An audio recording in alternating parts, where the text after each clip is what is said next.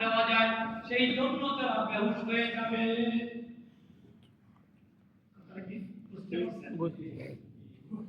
আপনি আমি এত কষ্ট করে অর্জন করছি, টাকা কামাচ্ছি, পয়সা কামাচ্ছি, তখন তারা এগুলো চিন্তা করবে না।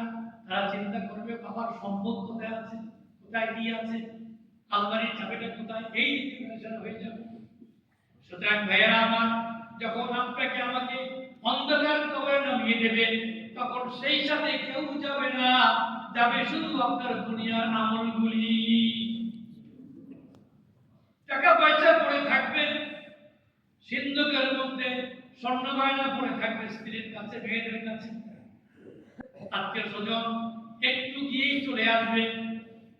কিন্তু যেই জিনিসটা সবচেয়ে কাছে যাবে, কবরে যাবে, সেই জিনিসটা হলো আপনার আমার আমল। সেটা কি আমল? এই আমলই করা দরকার, তাই না? এই সুন্দর আমল করার জন্য, নেক আমল করার জন্য, ইসলাম সম্পর্কে জ্ঞান অর্জন করার জন্য, আল্লাহ রাসূলের জীবন সম্পর্কে ভালো জ্ঞান দেওয়ার জন্য বাংলাদেশ কোরআন প্রশিক্ষণ কেন্দ্র আপনার ডানে বামে উপস্থিত। ছিলেন কুয়েতের বুকে প্রত্যেকটা মসজিদে বাংলাদেশ কোরআন প্রশিক্ষণ কেন্দ্র একটি সংগঠন, একটি ইসলামিক সংগঠন, একটি দ্বীনি সংগঠন। এই সংগঠনের কাজই হচ্ছে আপনার আখিরাতের কিছু পুঁজি সঞ্চয় করে দেওয়া।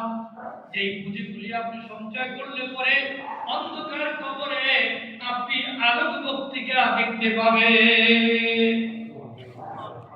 আর যদি এই সংগঠনের সাথে না থাকে, দুনিয়ার সংগঠনের সাথে যদি আপনি জড়িয়ে যান, ইসলাম বুঝলেন না, কোরআন বুঝলেন না, হাদিস বুঝলেন না, দ্বীন বুঝলেন না, তাহলে কবরে যাওয়ার পরে আপনার কিসমতে আর শান্তি জুটবে না, আযাব আর আযাব।